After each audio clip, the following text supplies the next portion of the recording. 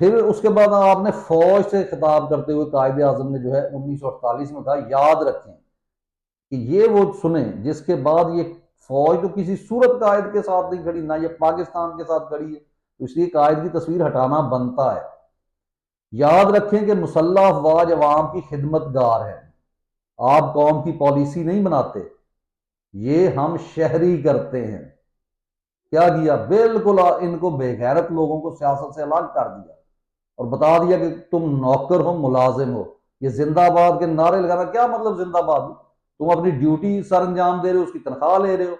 अगर तुम हीजड़ों से ये नौकरी नहीं होती तो छोड़ के घरों में चले जाओ,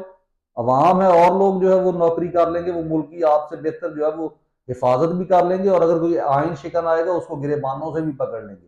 क्योंकि इस कंपनी ने आज तक वो लोग भर्ती किए जिनकी गैरत कहीं ना कहीं मैनेज हो सके, उसके लिए